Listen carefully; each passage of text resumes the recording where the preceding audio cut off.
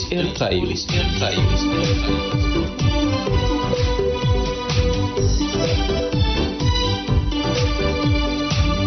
እዚ ድምጽ ፖሊስ ኤርትራ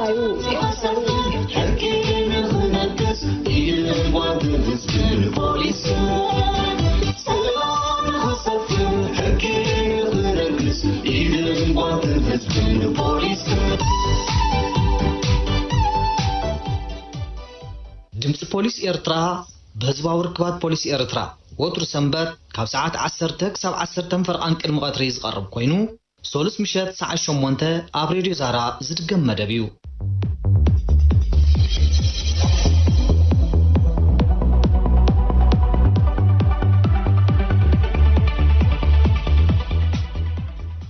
ብሬዲዮን ሳተላይትን መደባትና ንኽትከታተሉ ምሳና ሓቢርኩም እትርከቡ ክቡራት ሰማዕቲ ድምጽ ፖሊስ ኤርትራ ከመይ ቀኒኹም?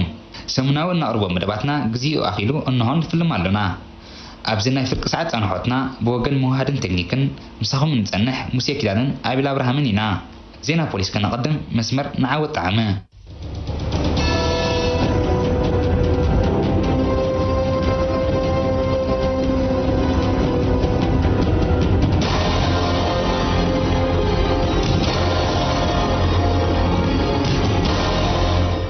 ሰላም ከመይ ትቕንዩ ዝኸበርኩም ሰማዕትና ነዚ ዕለት ዝተዳለወ ሰሙናዊ ሃገራውን ኣህጉራውን ዜና ፖሊሲ ዝናልኩም ቀሪብና ኣለና። ዜና ዘቕርበልኩም ዓወት ጣዕመ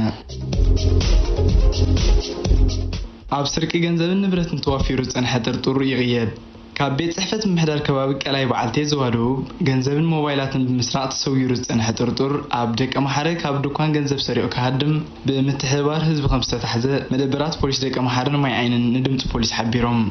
ጥርጡር ዮሐንስ ተክለ ንጉስ ዝተባሃለ ወዲ 22 ዓመት ኮይኑ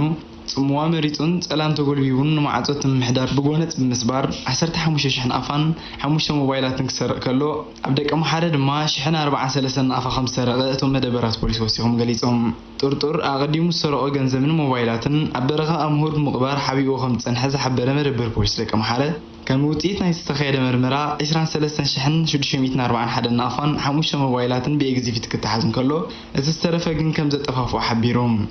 ኣብ መወዳእታ መደበራት ፖሊስ ደቀ መሓረን ማይ ዓይንን ግዜ ንዋሕ ይሕፀር ብዘየገድስ ፈጸምቲ ገበን ካብ ተሓታትነት ከም ዘይምልጡ ብምዝኽኻር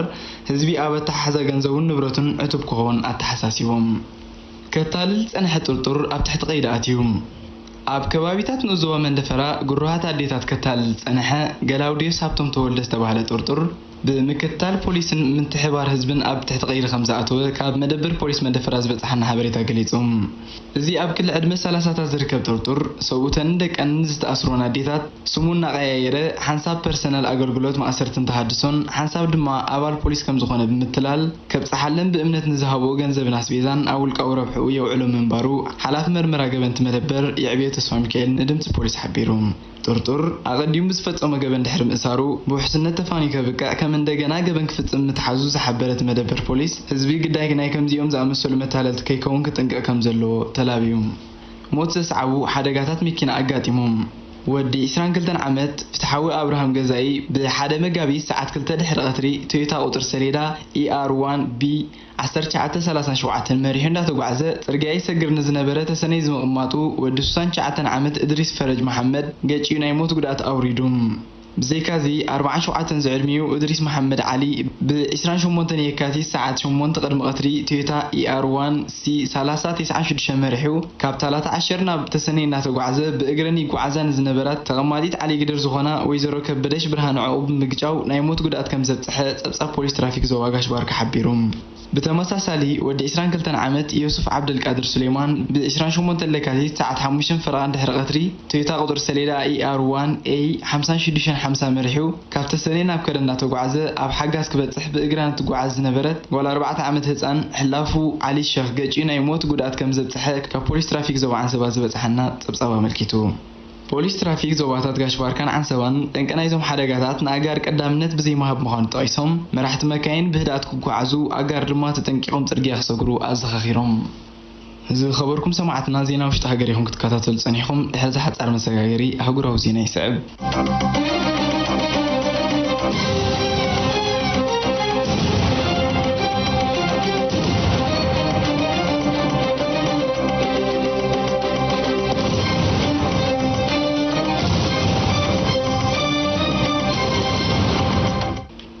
ب18 مليون باوند ዝተመን ቅብኣታት ምስራቅ ዝጥርጥር ወዲ 58 ዓመት ሰብኣይ ተቐይዶም ፖሊስ ኔዘርላንድስ ብውርያ ስነ ጥበባውያን ቪንሰንት ቫን ጎግን ፍራንስ ሃልሰን ዝተሳእላ 18 ሚሊዮን ፓውንድ ዝዋገን ጀርዲን ፓርሶኔጅን ክልተ ስሑቕ ኣወዳትን ዝተሰሚያ ቅብኣታት ምስራቅ ዝጥርጥር ወዲ 58 ዓመት ሰብኣይ ኣብ ትሕቲ ቀይዲ ምእታዎም ገሊፆም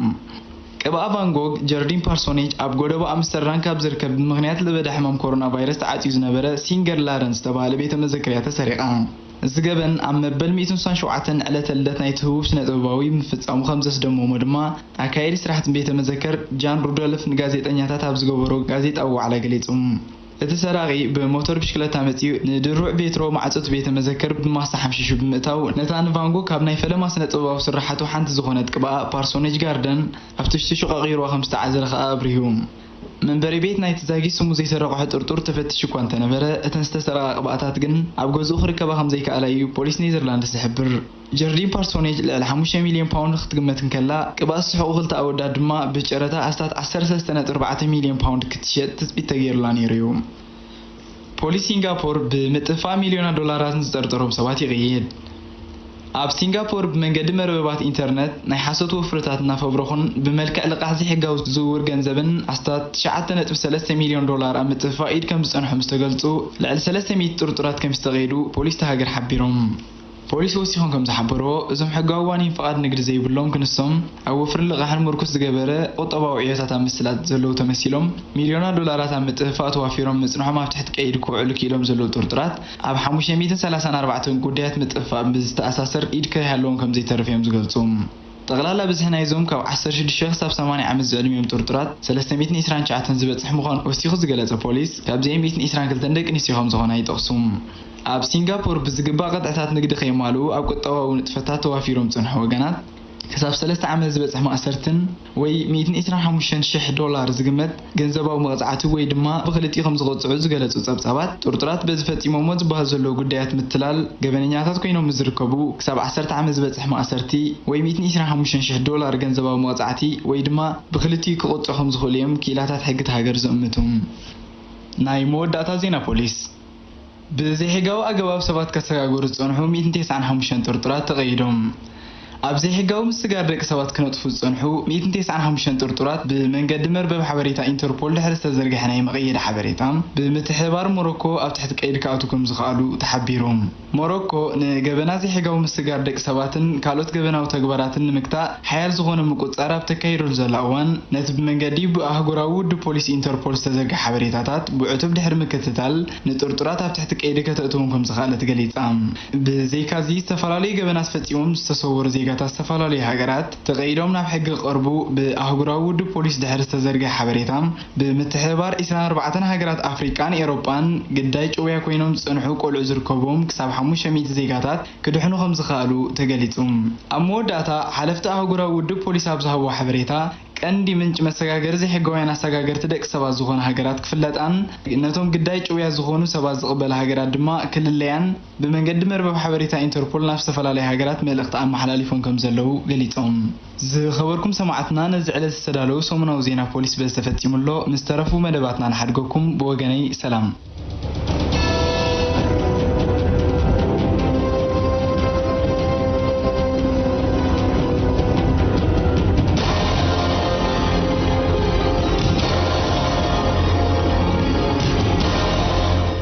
لومي أمد بدحنت أدالينا زلنا تحسته بزعباتي أملا عالم كبير بدها كوين زله حركات تشكركرتي زدسس صحف كوينو تمزجنتكو نحركة أدلاين هبا بزبلارستي أدالي وله نكتاتل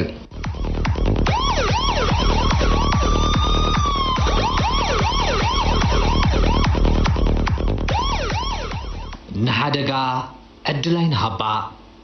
حركة وزبيو زبل أباه لالو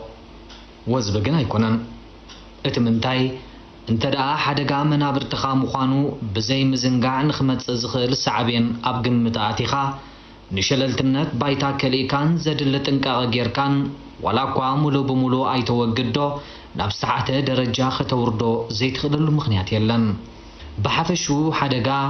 بتشكركاري تمتع ببراري بغاز يكتل بإلكتريك وحج زورو ديخون حوز اسعبو وتسئتو كل ساع موت سنكلنا جنزباوي كساران عنوة نبرتنيو ብፍላይ እቲ ብመካይን ዝመጽእ ጣጣ መወዳእታ ስለ ዘይብሉ ይስተረና ዘብል እዩ ይስተረና ኢልካ ካብ ሓደጋን ሳዕቤናቱን ምምላጥ ግን ዝከኣል ኣይኮነን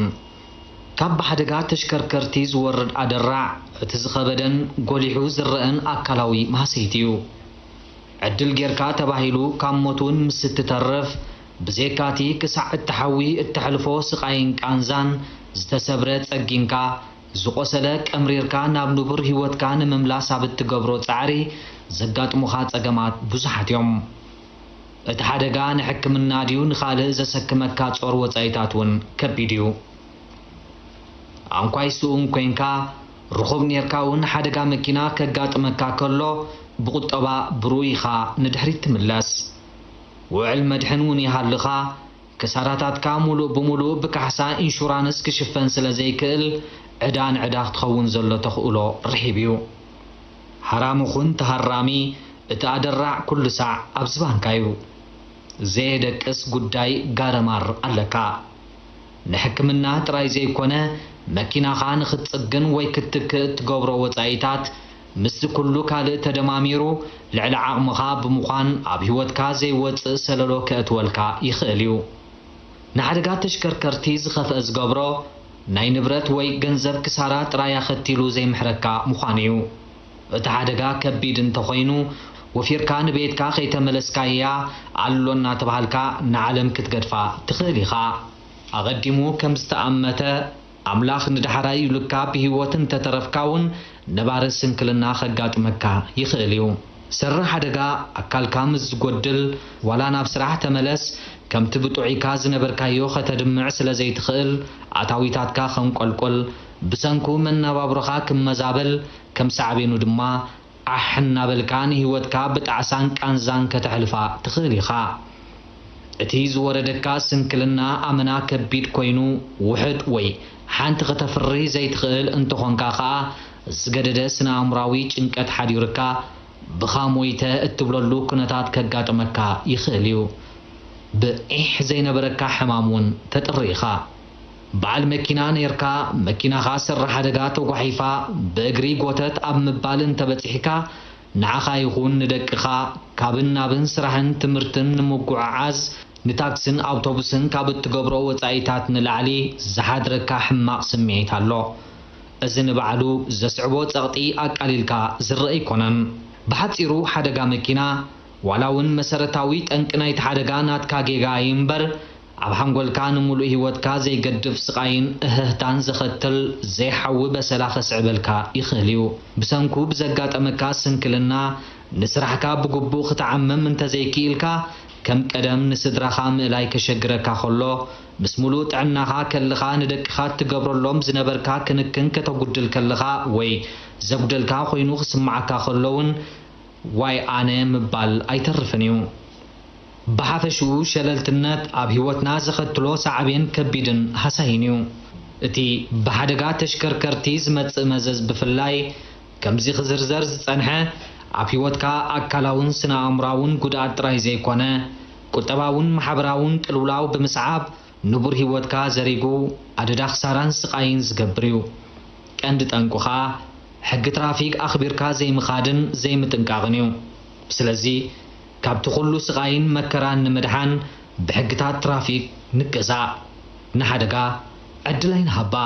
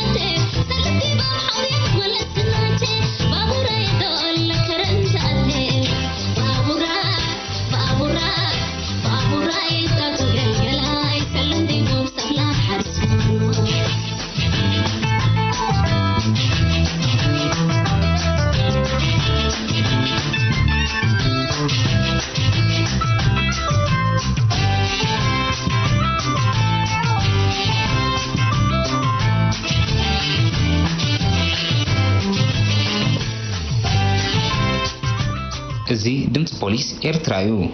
ዝኸበርኩም ተኸታተልትና ስዒቡ ዝቐርብ መደብና መልሲ ንሕቶታት ሰማዕቲ እዩ ኤርሜስ ኣስፋሃ ንስና ኣእምራዊ ሕማምን ገበናዊ ጽልዋታትን ንዝምልከቱ ካብ ህዝቢ ንዝመፁ ሕቶታት ንሞያውያን ተወኪሱ ዝረኸቦም መልስታት ናባኹም ነብሎ መልሲ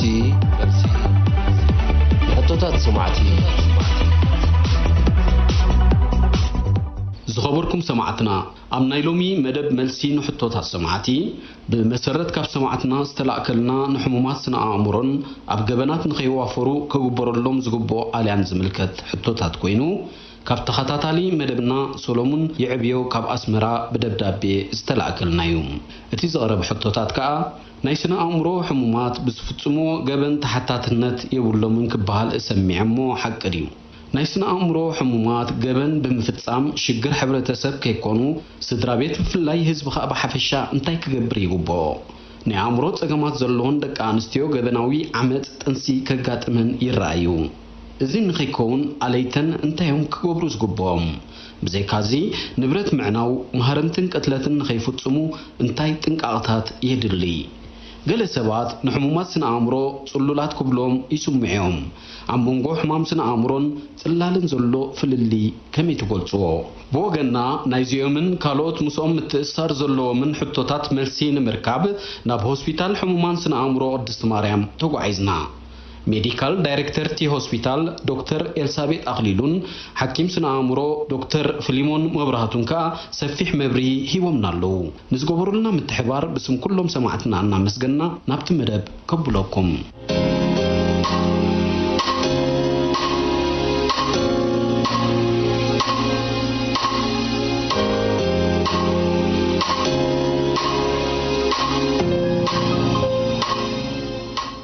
فلما دكتور إلسابيت بأخي خجمر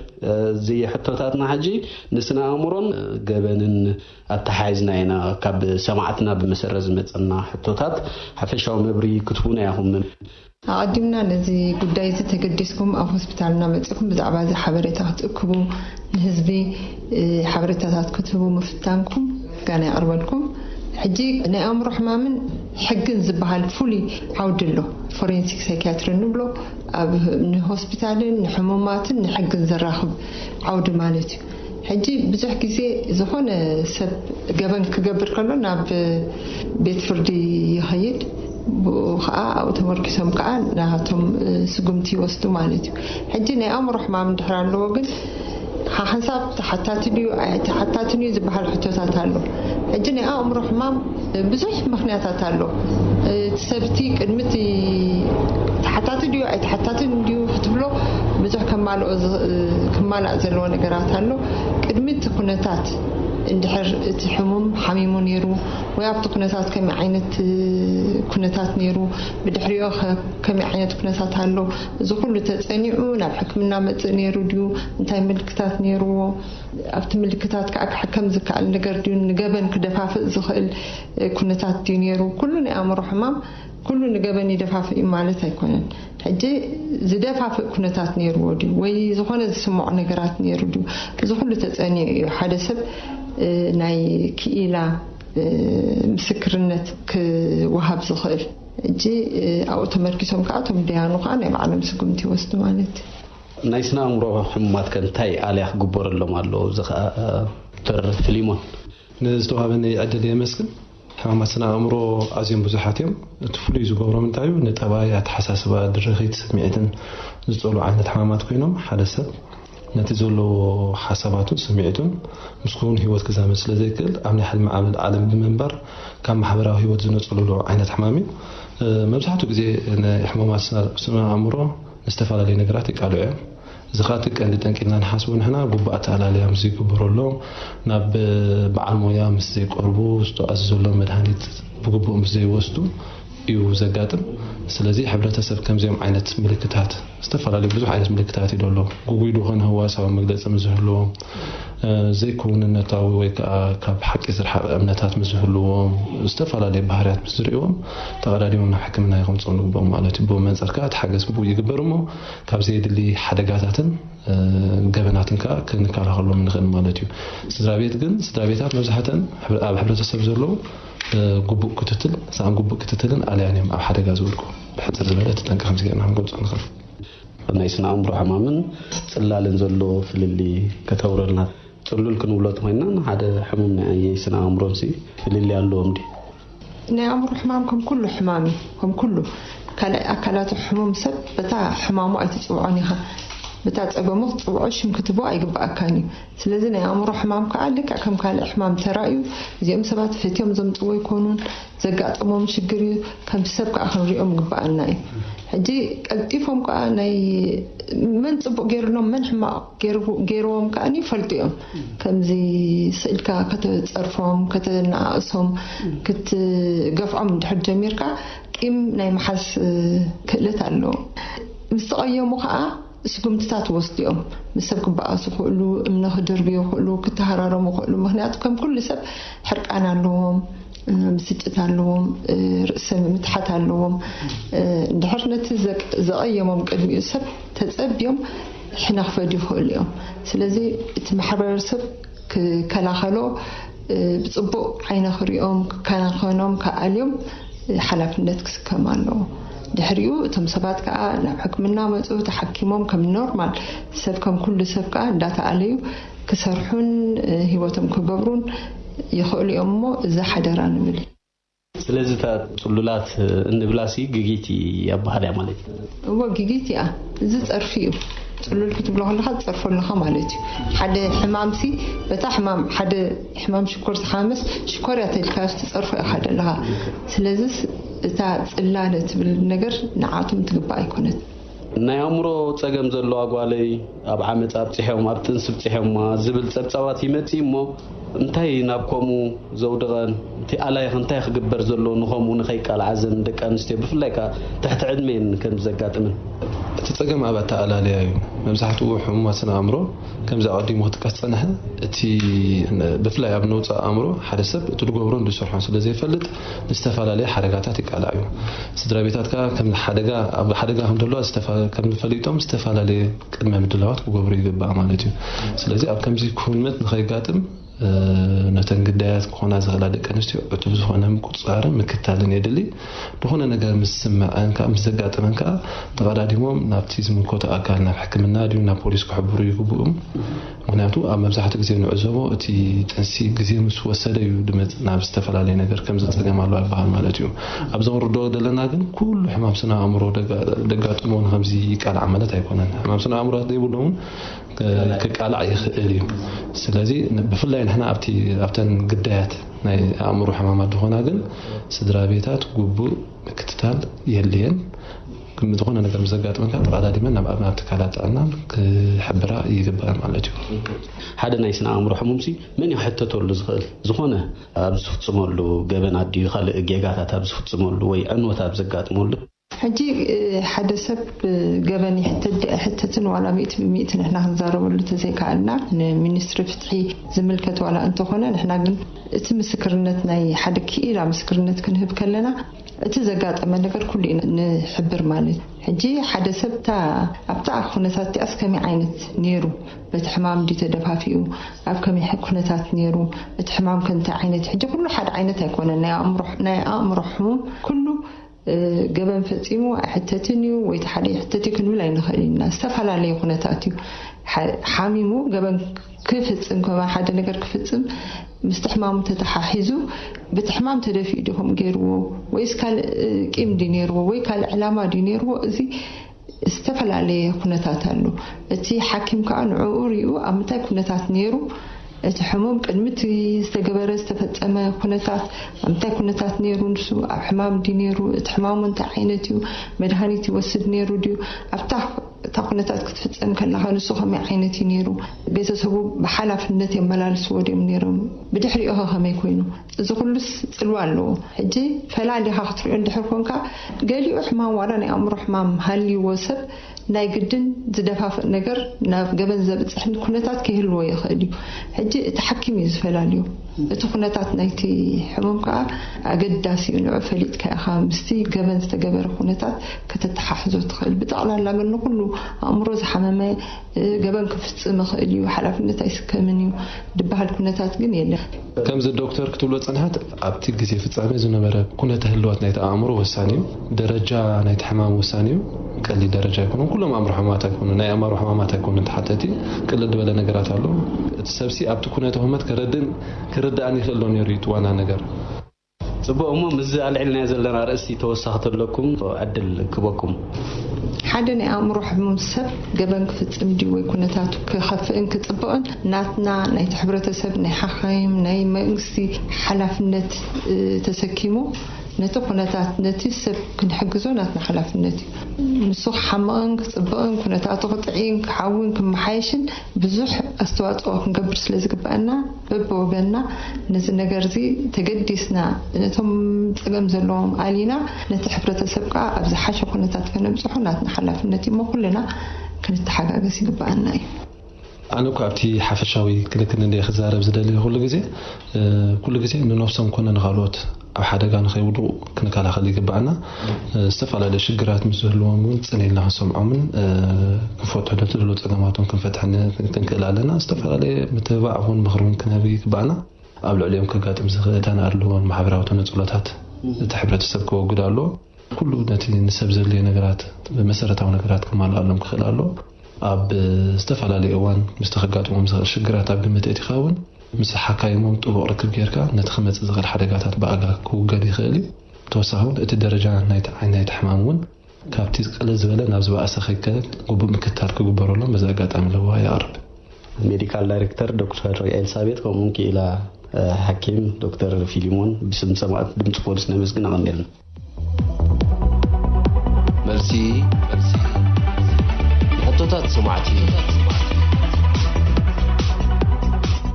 زغصلت حسنا أبال مدلاو مسيحة تسبون بوليسن ألم تسفاي ميكائيل نحادقاتات تشكركرتي أملكيتو توف بالي ماما بزولا رستي زردالو أغت مياخت كون انتخت كاراتلو ماموش بنافقو ساباخ دقاقزو عفو چتكا مليو حمدو قحمو عدب تهواخ جزا مسبتحات ودي إلى قيانا والسخات رسعا دخما ماما يحقفت مسرعي التقن حمدو قحمو أفا بلاد انتوا بلدتو قنب عاتوريا تفبل ماموش توف إلابتو نحبابسات النادر رزت حقيفا سعامتو نساون كم ماموش حمدو قحمتو دريزا دراريزاون كم تزل مدتو نطبا والتفار ريادك أسدتو نطبحيتو ناي نجر انجرا مقشان غلط نماموش حازلا دريزان ناس عمد نبتات حتى أوتوبس ديبت ماموش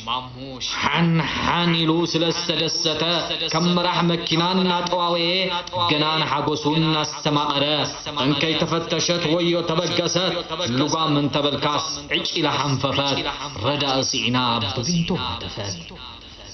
هتعان كي لغا نطبا واتفو أبعفو أبحو فيها خلو متروتات صديفو نفلايا خيفلت معقرتان ناس عامة كم حسوم وجج ماماين نبلا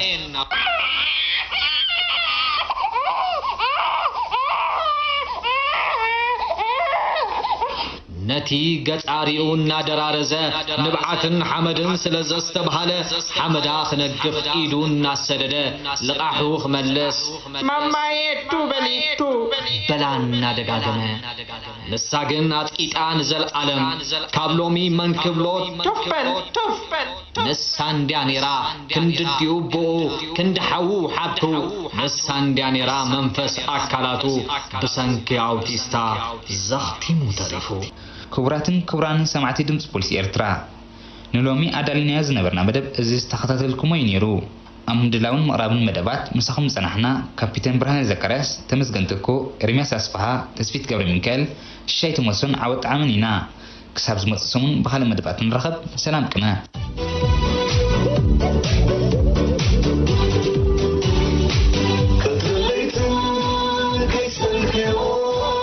يا